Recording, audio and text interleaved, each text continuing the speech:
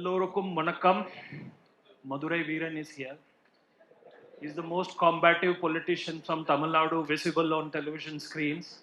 So, in some ways, Omar, he symbolizes the idea of dissent in the economic and financial world.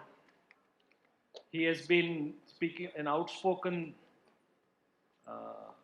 critique of the government on fiscal federalism and the methods that they've been adopted, and has espoused the cause of fiscal federalism, I think, most uh, passionately and in great lucidity and articulation.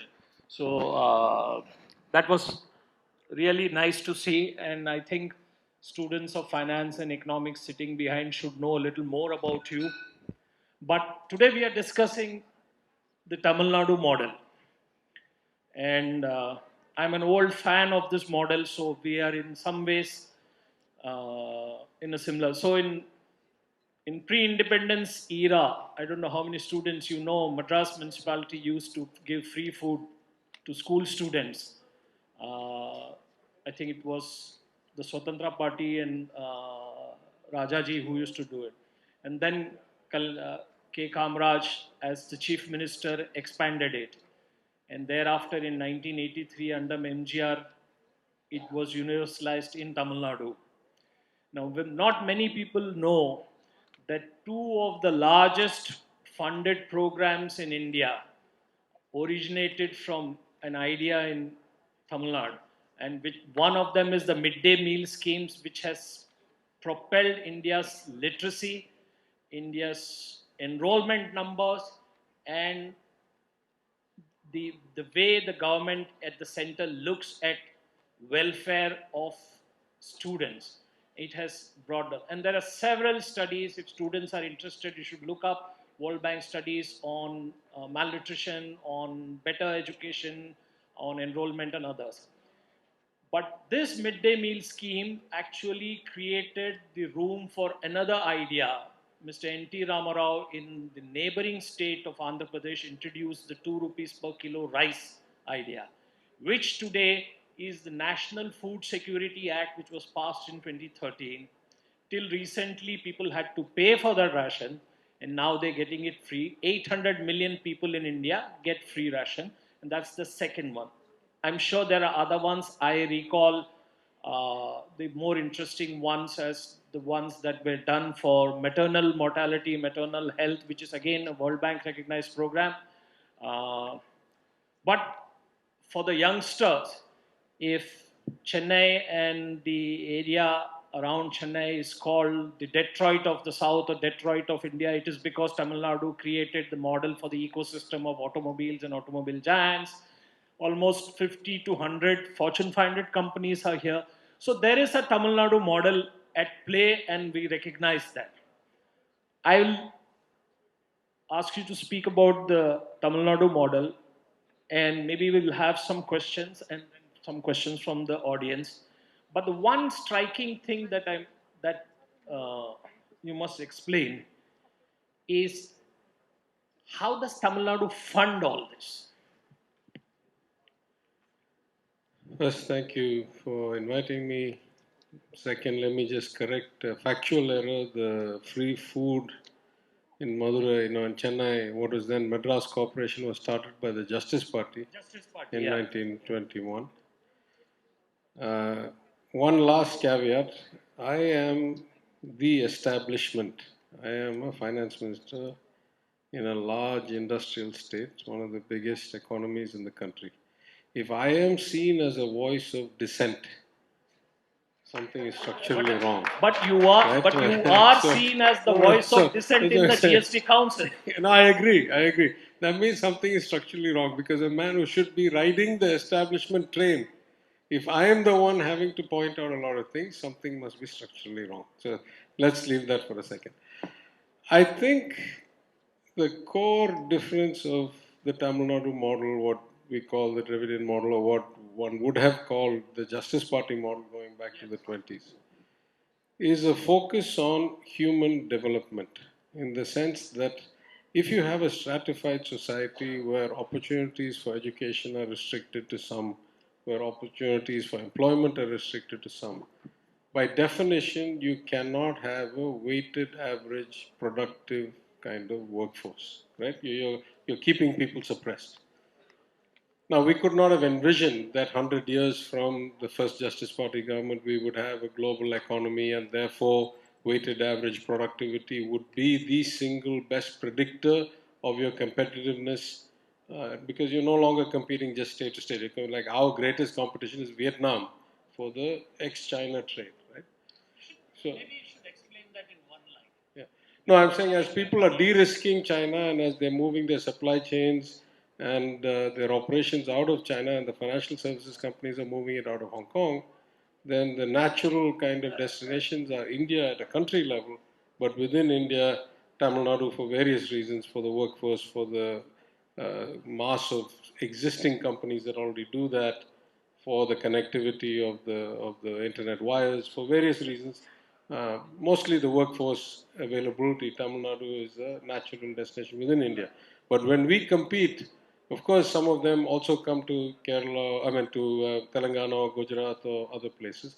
But by far our greatest competition, especially in the manufacturing space, especially in high-end services, is Vietnam. And that's just the way the economic model works out. We are at that. We are like a middle-income country. We're about 4,000 US dollars per capita income. We have a very high tertiary education ratio. About 52% of our young children of college-going age enroll in a college. Almost all of them speak English. Therefore, we have a globally competitive workforce with relatively high skill and relatively low labor costs compared to most kind of advanced destinations. But if I go back to my original point, the point was that we wanted opportunity for all, education for all. The original legislation for compulsory elementary education passed in 1921 under Dayaki said boys and girls in 1921, equal education for boys and girls in 1921. So, in various ways, um, we did social justice as the core of everything. And in some sense, that's very similar to Singapore. If you've heard Senior Minister Tharman Shanmugaratnam talk about the Singaporean model and how they went from $400 or $450 per capita to $45,000 per capita income in less than 50 years or so, the model of the late Lee Kuan Yew was to engineer the society and the economy would progress. Make sure that everybody's educated, everybody's got nutrition, you have communal harmony, you design the housing estates and the primary schools in such a way that the ethnic Malays and the ethnic Chinese and the ethnic Indians, many of them Tamils, have to get along. And you build this harmonious society, you give quotas, only so many people can congregate in one place. You can't have a building block that's 80% Chinese. And you engineer the society in such a way that the productivity, the opportunity, the investment comes. Now, Singapore had some other advantages geographically, just like Tamil Nadu has some other advantages. But the building block is human capital and a harmonious society. And I think that's the hallmark of the Tamil Nadu model. So that's the rationale, and that it has been recognized also in terms of the human development indicators and other aspects. But there is also this question that comes up now, and I don't know whether the word is popular here or heard before. Some of what is being done by in Tamil Nadu or by regional parties has a nomenclature now in Delhi.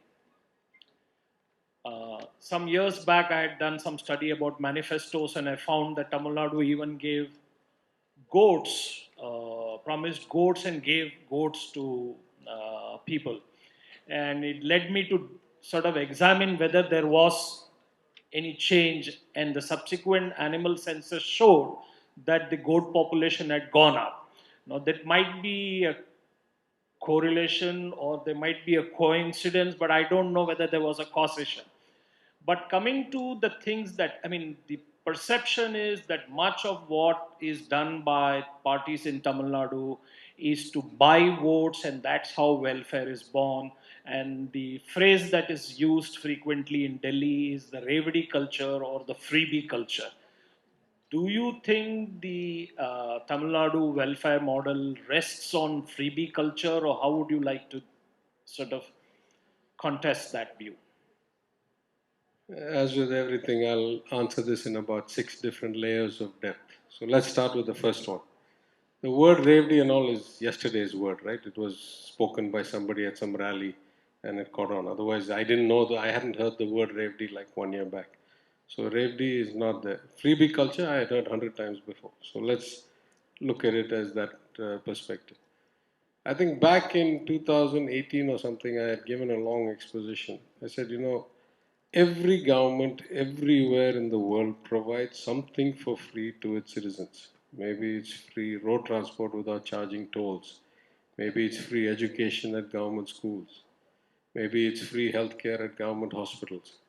So saying freebie culture again is kind of a low level IQ thing. It's not sophisticated people shouldn't engage in this. Then you go to the definition which the 15th Finance Commission used, where or the terms which then said populist measures, which the then Finance Minister through Arun Jaitley put in. And I argued in front of the 15th Finance Commission, and now my now friend through N.K. Singh, who is the chairman of the Finance Commission, would agree. I said, who gets to define what is populist? Do you, as a Finance Commission, get to decide? Do the people get to decide? Is there an economic textbook definition of whether I give 5 kilos of rice, it's essential food, and I give 8, it's populist? These are all nefarious concepts. Populist is easy to say the word, but how will you categorize a measure as populist or not populist?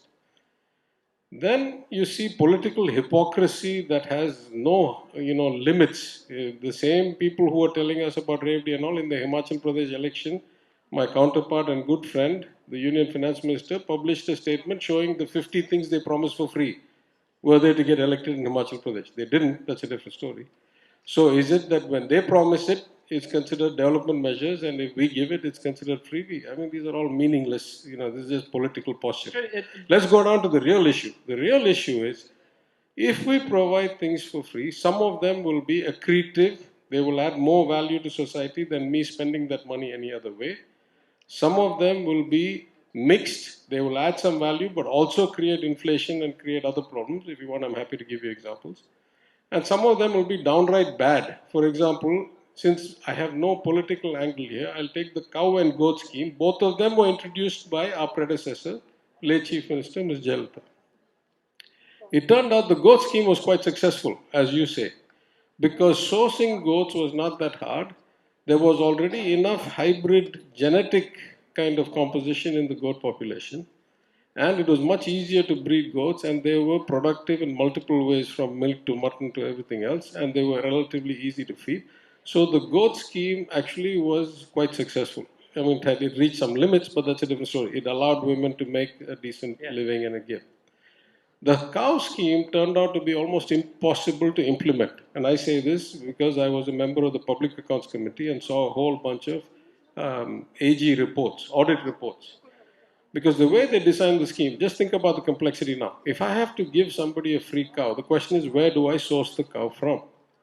If I source the cow from within the state, I got 2 problems. One, the total population of cows doesn't increase.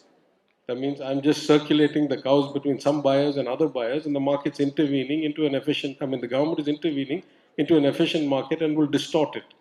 And I'm going to have genetic inbreeding. So then the logic was that you go and get the cow from outside.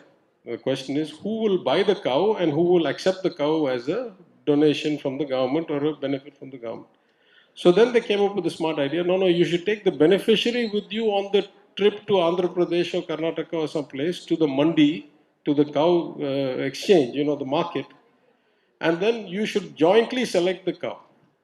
Then the local farmer says, by looking at a cow, I can't tell whether it's a good cow or not. I need to know whether it milks properly or not. I said, okay, no problem. 3 days average milking, and then you'll decide whether it's a good cow, and then that can be bought and brought back. How many cattle markets do you know where they let you check out a cow for 3 full days? None. So effectively, the scheme became unimplementable. They just either the beneficiary wouldn't go, or they'd bring some cow back and say, no, no, but now the cow doesn't produce milk, and it became unimplementable, and we stopped doing it. So having an idea is one thing, executing it is something else different. Take the MNREGA, right? Take the MNREGA, excluding when you have a pandemic and there's no work and nobody has any income. Under normal circumstances, if we pay people, let's say 200 rupees a day for X number of days a year, and they do some real work, then we are getting a win-win-win. Those people get a subsistence income, the state gets some work done and probably cheaper than giving it to a big contractor and allowing corruption and stuff like that. And the society gets the benefit of the newly built Anganwadi or the dike in the river or the cleaning of the temple tank or whatever it is. But if you pay people to do nothing, now what you're doing is you are actively creating inflation. Because what you're doing is in the rural areas, you're paying people 200 rupees a day to do nothing. If they do nothing, then the people who do something will ask now for daily wages of 400 or 500 rupees so that they are compensated fairly. Those are the people working on agricultural output. That means the input cost of the rice or the whatever crop goes up. That means the output crop price goes up. So now what you've effectively done is you've injected money for zero extra productivity, and you've increased the liquidity and kept the input cost high and kept the output the same. That is the definition of inflation. You have just created inflation. So these schemes need to be thought of very, very carefully, thoughtfully. Sometimes it's in money, sometimes it's in insurance value. Like if we used to give gold for, even though we didn't start it, I was okay with it because it prevented somebody from having to go and take a loan. And there's no an unsecured credit in the bank, right? If they take a loan, they're taking it on the street at usurious rates of interest. But the problem was that the previous government, they fell behind by 4 years. So if the wedding happened today, you'd get your gold 4 years from now. How is that going to prevent you from taking a loan today? So it became infructuous. It became useless 4 years from now. We don't even know if they're still married. Where do you place the TV, mobile phone? I don't think anybody gave mobile mixes? phone. Mobile phone we give only to disabled people who need special communication. Right now, the government of Tamil Nadu gives mobiles only to people with disabilities. But the TV we gave at that time, we gave the TV as a principle of social justice. We didn't realize the benefits we were going to get from it. We gave it as a principle of social justice because we went from having one Doordarshan kind of channel to an explosion of cable and few OTTs like we have, but now there's many more.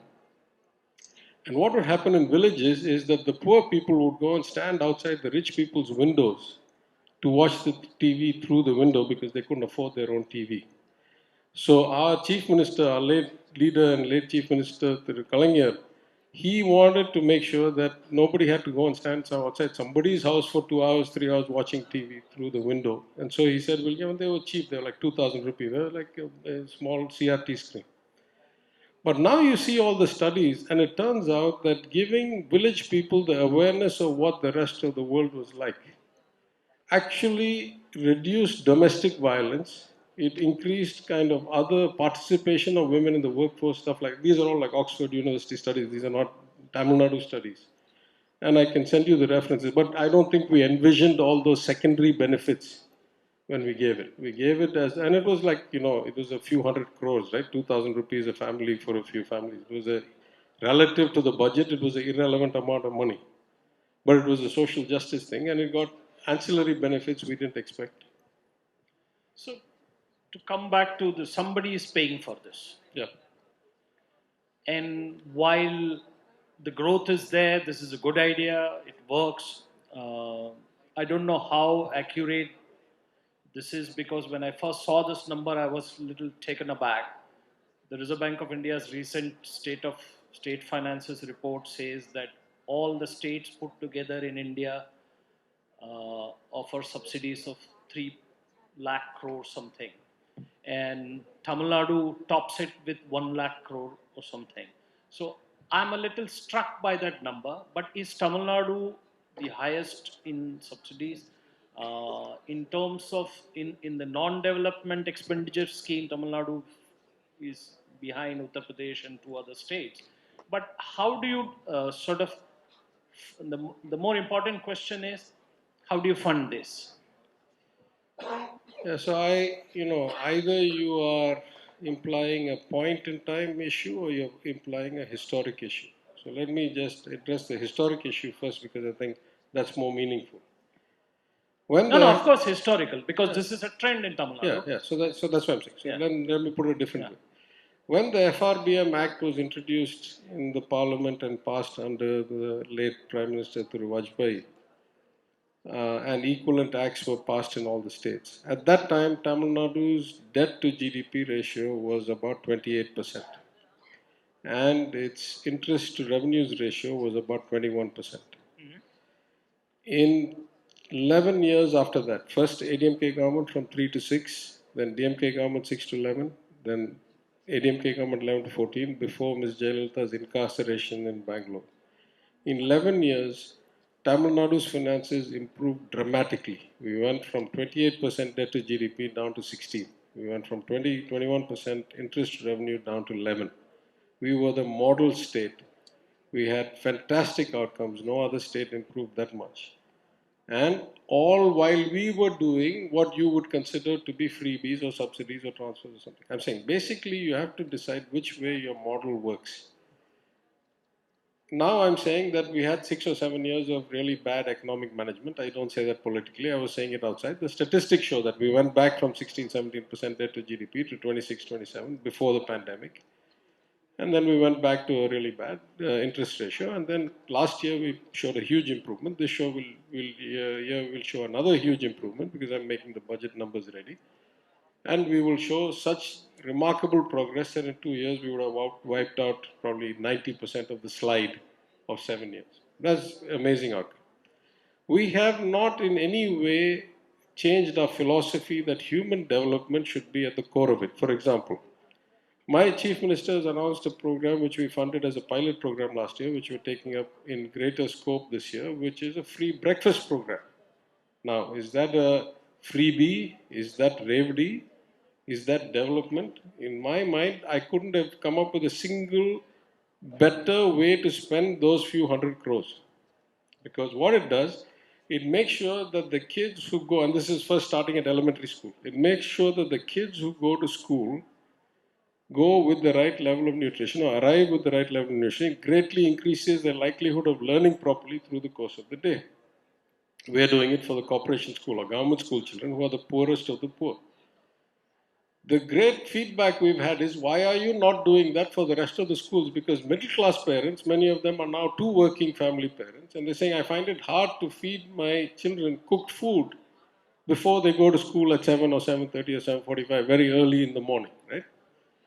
Now, here's the difference though. When we do the free lunch program, we do it through the traditional way. I don't want to get into it, but I'll just say that more than 50%, in fact, more than 60% of the total cost is labor. And that's not an efficient way of doing it. But in the breakfast program, what we have done, in the rural areas, we have created self-help groups of the mothers of the children who are the beneficiaries. We give a block grant to the local body. They give the money to the self-help group. Those people procure the items, prepare the food, and deliver it to their own children on the premises of the school. Do you think that's going to be high quality or not? Of course it is. I'm feeding my own child. In the urban areas, we use the latest technology, Internet of Things, as much automated as possible, and we maintain the quality and the hygiene at central kitchens for every block, and then we send the food to the actual schools. So here, our labor costs are a small fraction of the total, and therefore the program is much more efficient and much more consistent quality with much less leakage and other problems. And we're not looking at 2,000 crore statewide tenders and all where there's the risk of other problems. Right? So we have greatly improved the delivery model, but the principle remains the same. We want to feed the children because that is the greatest investment we can make in our future. So our model of success starts with, let us get really well-fed, well-educated, healthy human beings. The rest of it will fall in place. Another model will say, let me build roads. let me build ports and then they will come. Right? That's what the union government model is basically. About 5% of the budget has shifted from social spending to infrastructure. It's another matter that 60% of the projects are behind time, and maybe the, Agra Kanpur highway is like 12 lane and only like 20 years from now it will be fully utilized. That's a different matter. But they have a different model of development. We have a different model of development. Ours is producing results. Why does somebody think they can tell me what I should do differently? In every measure and every statistic, Tamil Nadu is double or better than the Indian average. And of the states where you say they're focusing a lot on infrastructure. Let them catch up to us, then we'll see. So hold the thought 1 minute. I want to just sort of give a background note. Almost every centrally sponsored scheme in India came out of some state. Narega is actually born as the employment guarantee scheme in Sangli.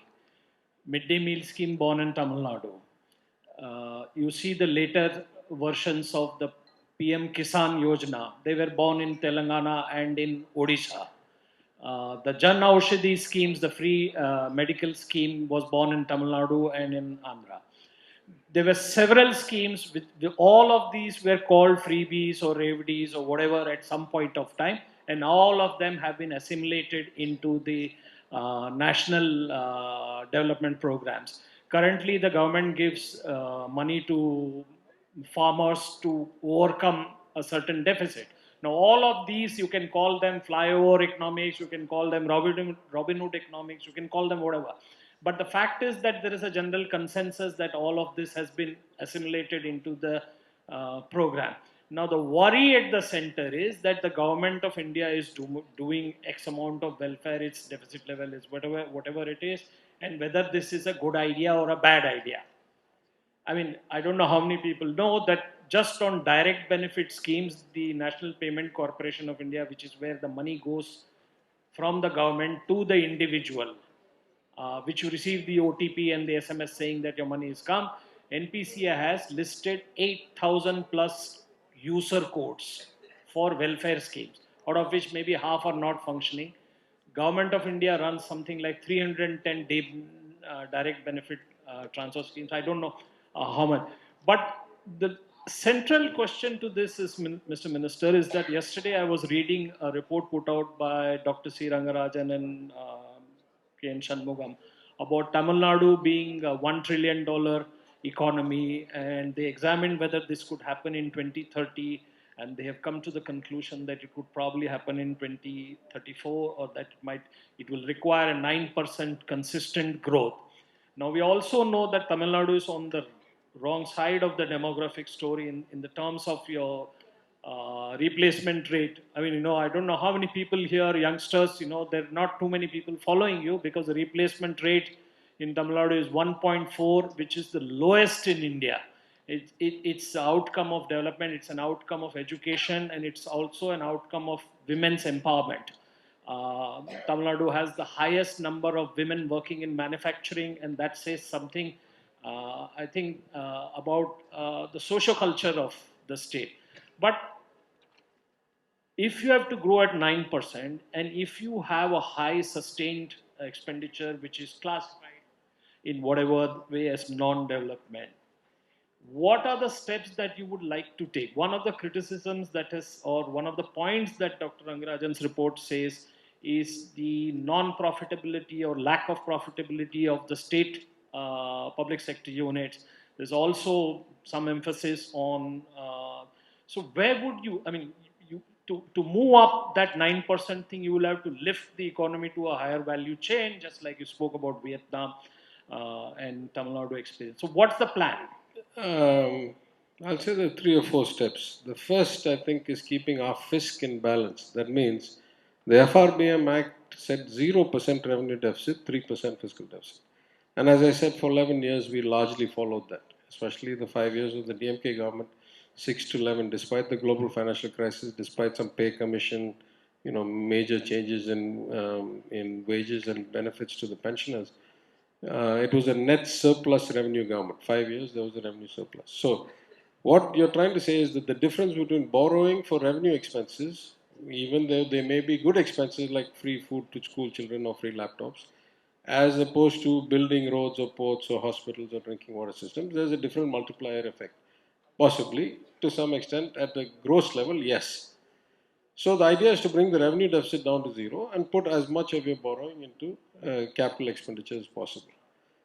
Uh, I'll come back to that in a minute. As far as the PSUs go, it's relatively clear that many of them have been mismanaged badly. The Tamil Nadu electricity, the previous TNEB, that's now TANGEDCO, TAN Transco, TAN Disco, and all that, collectively went from 45,000 crores of debt to 1,45,000 crores of debt in the 7 years that Ms. Jayalalitha was not there. The Tamil Nadu Civil Supplies Corporation, that never carried more than 3 or 5,000 crores in debt, is now carrying some 15 or 17,000. So there has been a lot of mismatch. So we have done 2, 3 things already. One is that we re-examined the existing model and we reissued an updated model from the finance department that says because the government of Tamil Nadu is 100% shareholder in many of these PSUs, in addition to your board, these are the limits beyond which, if you want to take any major decisions, you have to actually come back to the government of Tamil Nadu through the finance department's division called BPE, Bureau of Public Enterprises. And without our explicit approval, you cannot do these things anymore. So that put a complete check, and that's a revolutionary step, at least as far as the last 10 years is concerned. 10 days ago, we revealed that we have improved the infrastructure for reporting. Otherwise, some PSUs were giving their statements, annual statements, 2 years, 3 years, 4 years So late. all your PSUs report That's earnings. why, The no, no, national record is pathetic. that's why we put in a website now where we are requiring the boards of these companies to report at least internally to us for local audit, internal audit, in a timely manner because they can't use the external auditor as a base. So I would say we have taken a lot of steps to bring the I PSUs don't know under whether some you kind of control. in the CAG reports of the last year shows that public sector undertakings, state-owned public sector undertakings in West Bengal, Uttar Pradesh, in Madhya Pradesh, in many of the states have not submitted records, accounts for like a decade, for 5 years, When 7 years. when I was in the opposition, I was a member of the Public Accounts Committee for 5 years. So I've read many hundreds of paras and many audit reports. The Tamil Nadu version about 2 years ago was that there were 300 plus corporations, boards, regulatory authorities, entities that had not filed for at least 2 years, right? 300 plus. So it's endemic, but we're going to fix all it. Now let me come back to the revenue and capital business. As it turns out, we are improving the revenue deficit so rapidly, right? We just got the updated GSDP numbers. So in 2021, the last year before we took office, the fiscal deficit was 5.21%, of which 3.5 or 3 3/4 of it was simply the revenue deficit. Now we'll give them some benefit for the first year of COVID. The previous year was not that much better. It was, let's say, 4.5 or 4.6. Last year, we brought it down to 338 on the old estimate or 357 in the new estimate. But the big difference was that the entire savings was in revenue deficit. So we took the revenue deficit down out of this 3.5 or so to only about 1.8 or something like that. This year, we're going to publish the numbers. We've given some interim report to the assembly already. So based on that report, I would project, I can't say the actual numbers because I'm bound by confidentiality, but we will now be trending towards maybe 1.25% only revenue deficit and the rest fiscal. Because let's be very clear, in a growing economy, it is the job of the government to borrow up to 3%. Not only is it a ceiling, it's a floor. Because government borrowing comes at the lowest cost, is invested in the highest multiplier projects, and gets executed with the least risk if you do it right. So in fact, borrowing for capex, for investment is a good thing. That's what we're supposed to do. That's what gives us the multiplier effect. Now we have a different problem. Because we once used to borrow only for capex, I told you, right? We had a revenue surplus state. So we only borrowed for capex. We had the execution capability between the government and all the contractors and vendors and everybody together. We could actually execute up to 3% of GDP in projects because the state kept spending less and less and less. We have now come to a point where last year and most likely this year, we're going to miss our capital spending targets, not because we didn't have money, but because we couldn't execute fast enough. Now, last year we had the floods, almost floods of 2015. This year we had a bounce back. But again, systems don't stand around waiting for you to have the money. If you don't spend the money, the capacity decays. And so, what has happened now for us is that if we are on this trajectory, as I've said, latest by 24, 25, or maybe 25, 26, we'll be a revenue neutral state. At that time, our GSDP will be 30 lakh crores. At least. At that time, we'll have to invest at least 90,000 or 1 lakh crores. Where are we going to find the execution capability? So now my bottleneck is not money anymore. It's execution capability. And for that, I think we have to look at PPP models. We have to look at people who are willing to put their own capital and skin in the game. Not because we need the capital, but because we need their talent, their discipline, their professionalism, their execution skill. Then we'll get the outcome. Yeah, and the number of people for that. No, and the engineering expertise, the experience of having done these projects elsewhere in the world. That kind of people. It's not just the human beings. I mean, it's not just the sheer number of people, but it's the experts that we need. So, just for a layman's understanding, will Tamil Nadu be able to grow at a fast enough pace to afford this level of spending, or will it be stretching its legs outside the blanket? Again, I tell you, right? The world, I'm a former investment banker. The world is awash with money.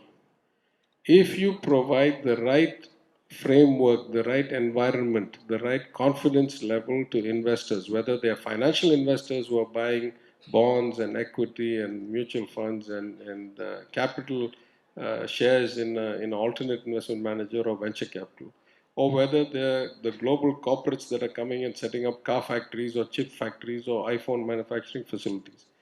If you provide them the right environment, the right talent pool, reasonable ease of doing business, and reasonable kind of quality of life for the expats and the people, you can get unlimited amounts of investment. There is no shortage at all in the world. We are not capital constrained. The one who agrees with me the most on this is Thiru Nitin Gadkari.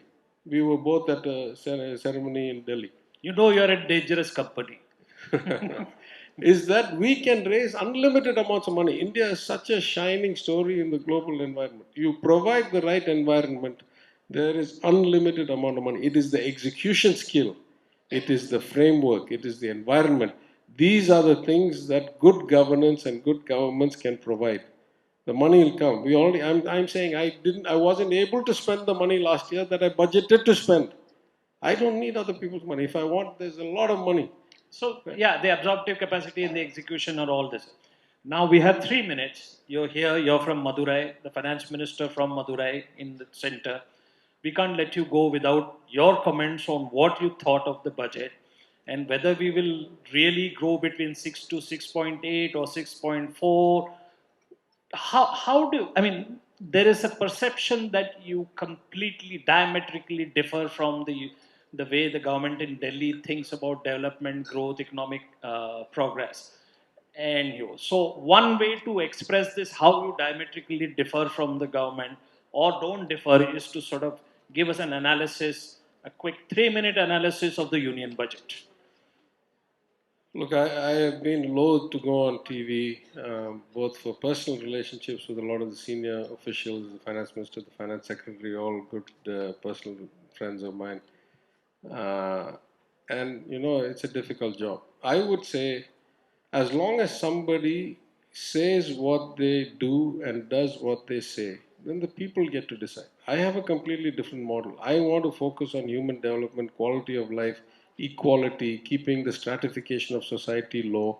And I know that that will attract the right level of investment and talent and give me the right outcome. That's my view of the world. It's been validated to some extent over 100 years of the development of Tamil Nadu.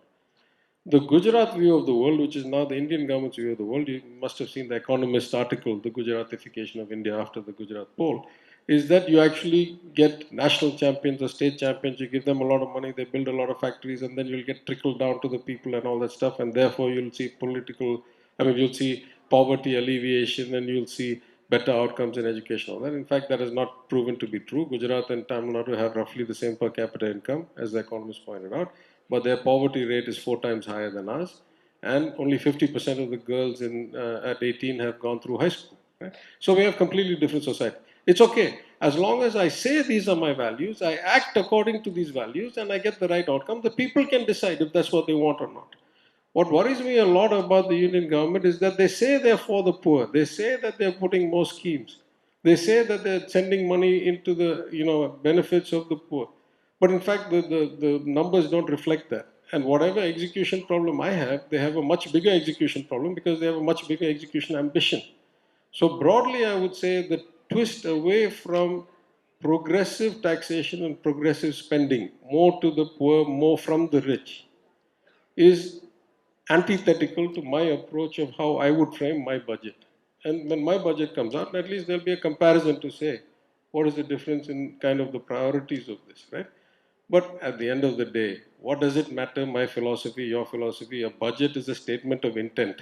Only when the final account comes out a year and a half later, you'll know what was actually achieved. The numbers vary so much between, at least for me, I try to keep it down. But in the union government, the numbers can vary by 1 lakh or 2 lakh crores between the budget and the final account. So let's wait for the outcome. The outcome will tell us, which approach was right or wrong and what did it achieve. And did it achieve what you said you wanted to achieve? These are all the benchmarks that we should all be held accountable to. And then we'll know, who's doing what job. No, your arguments are always reasonable. You have a sound rationale to all your arguments. Today, I found there's a bit of diplomacies laced in their comments.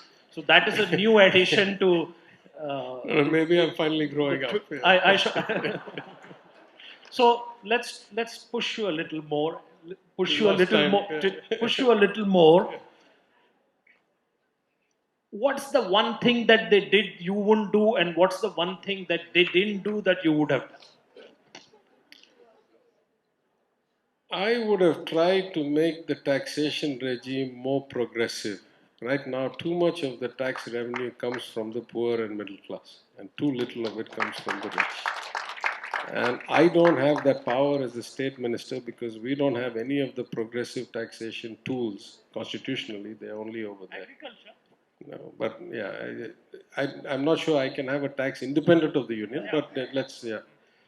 The thing that they do a lot that I wouldn't do is that this centrally sponsored scheme stuff. And, at first it only used to be people like me who you consider kind of, what did you say?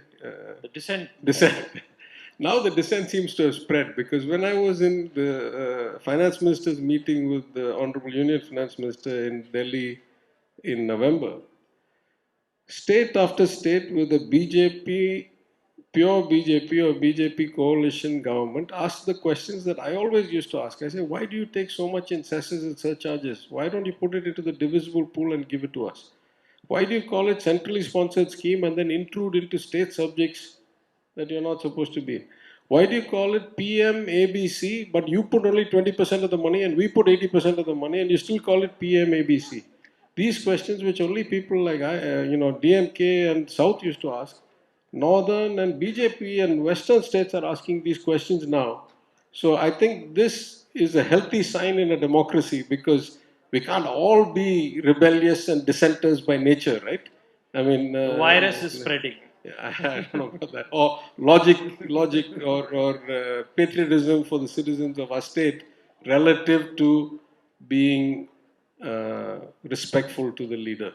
That way. Yeah. Do we have time for two questions, Kaveri? Okay, two questions from the students. Just two questions. Happy morning, sir. Name first. Name, institution, and question. Short question. No speech. I'm Praveen from MJ University. Will state government face some burden if central government brings GST on petrol and diesel? Listen, I've answered this multiple times. I'll be as brief as possible. The logic of bringing something into GST is to state that it has a standard rate, and currently all governments at all states and the union tax petrol and diesel significantly higher than the highest rate of GST. So on one level, I can see that it brings equality and all this stuff. But there are two nuances to this. The first is the union gets to decide how much of its taxes it will take from what source, progressive taxes like income taxes, corporate taxes, and how much from regressive. We don't have any progressive taxes. We only have to take from point of sale taxes and regressive taxes. But the more important nuance is that most of what the union takes today from the petrol and diesel, it takes a cess. So were we to go from a tax regime to a GST regime, the union could continue to levy cess independent of the GST and still take 20 or 30 rupees per litre as cess. And we would, we would lose not an insignificant amount of money, but not enough money to change my life. We'd probably lose 2 or 3 or 4,000 crores were we to go GST instead of that.